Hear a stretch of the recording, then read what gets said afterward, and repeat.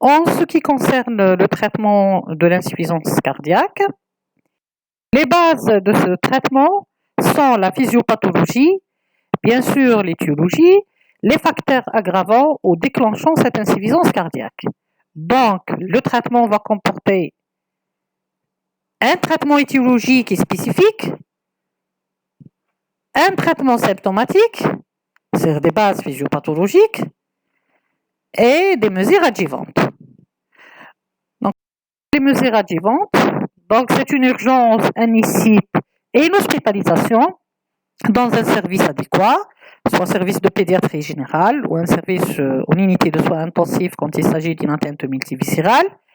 Il faut mettre le malade en condition et il faut commencer rapidement l'oxygénation, mettre le malade en position demi-assise pour ralentir au maximum le retour veineux et donc agir sur la précharge. Et enfin, une restriction donc hydrosodée au maximum, car on a, pour lutter contre ce système régulateur de rénine-angiotensin-aldostérone qui ne fait qu'une rétention hydrosodée. Mettre le malade sous une surveillance stricte, sous scope, surveillance de la diurèse, du poids, pour vérifier l'évolution du malade.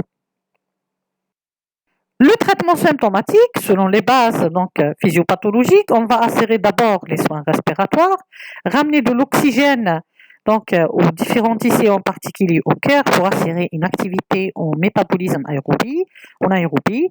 Donc en maintenant une pression artérielle en oxygène dépassant les 70 mmHg.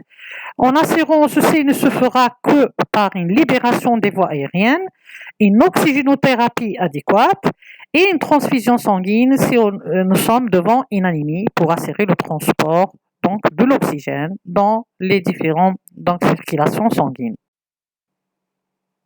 Pour les soins hémodynamiques, on revient à cette équation, débit cardiaque égale fréquence cardiaque multiplié par le volume d'éjection systolique. Donc on doit améliorer cette fréquence cardiaque, ce rythme cardiaque. On doit améliorer les différents facteurs retentissants sur le volume d'éjection systolique, à savoir la précharge, la post-charge et la contractilité myocardique. La précharge. Comment améliorer la précharge? Une altération de la précharge, ça veut dire on peut avoir une précharge normale ou excessive, comme on peut avoir une précharge basse. En cas de précharge excessive ou normale, dans ce cas, il faut lutter contre la rétention hydrosodée. Une restriction hydrosodée est vidée au maximum par des diurétiques quand la tension artérielle est normale ou normalisée. Donc on donnera du diurétique de lance, l'exemple c'est le furosémide, le Lasix, à une dose d'attaque de 1 à 2 mg par kilo par prise, toutes les 4 à 6 heures sans dépasser 10 mg kilo jour. Quand il s'agit d'une précharge basse, ça veut dire qu'on a une hypoglycémie, on doit remplir, mais le remplissage doit être prudent parce qu'on doit mettre dans notre conscience ce système régulateur qui est déclenché déjà et qui consiste à une rétention hydrosodée. Donc, une fois qu'on remplit de façon prudente, il faut également vider de façon prudente. Donc, on peut associer, dans ce cas, certaines diurétiques. Pour améliorer la post-charge, ça veut dire diminuer les résistances veineuses systémiques en donnant des vasodilatateurs.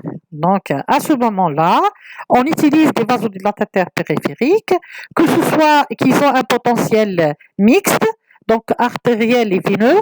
Et le meilleur à utiliser, c'est les inhibiteurs en pédiatrie, c'est les inhibiteurs de l'enzyme de conversion, à savoir le captopril ou le Rinitec. Donc on donne d'abord une dose, on commence par une dose et on augmente progressivement de 2 à 3 mg par kilo et par jour pour arriver jusqu'à 5 à 6 mg par kilo et par jour.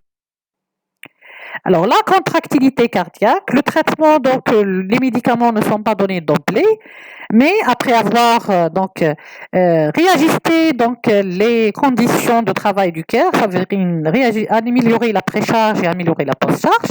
Si ça continue, donc on doit d'abord on mettra notre traitement un autre positif.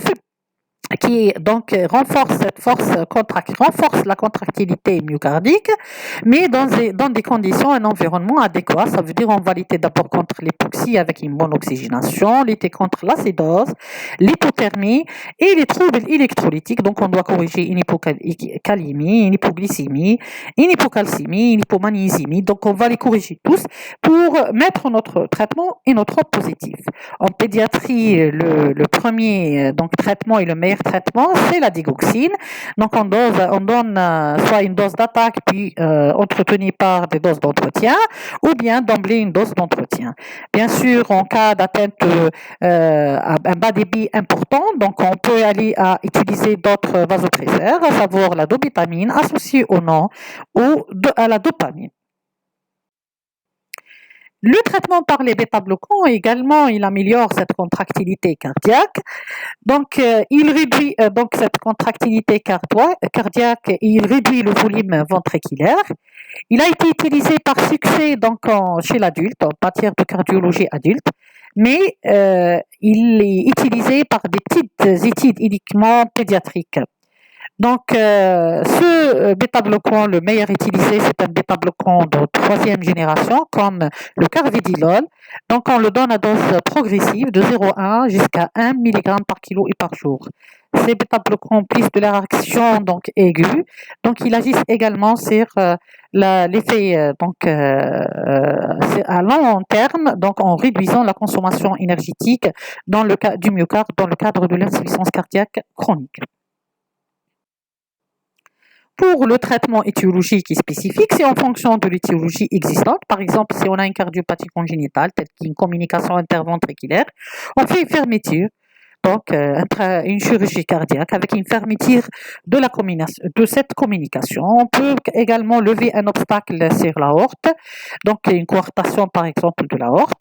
En cas d'une anomalie donc du rythme ou de la conduction, donc on donne soit des antiarythmiques avec des manœuvres vagales en cas de tachycardie supraventriculaire par entrée. On peut même aller jusqu'à l'utilisation d'un choc électrique externe, donc pour réduire une tachyarrhythmie donc qui est de très mauvaise tolérance. On peut par exemple donner des prostaglandines E1 dans le cadre des cardiopathies ductodépendantes telles qu'une persistance du canal artériel. On peut par exemple administrer donc de la carnitine en cas de déficit en cardiomyopathie en rapport avec le déficit en L-carnitine. Donc c'est ça le traitement, donc la base de traitement de l'insuffisance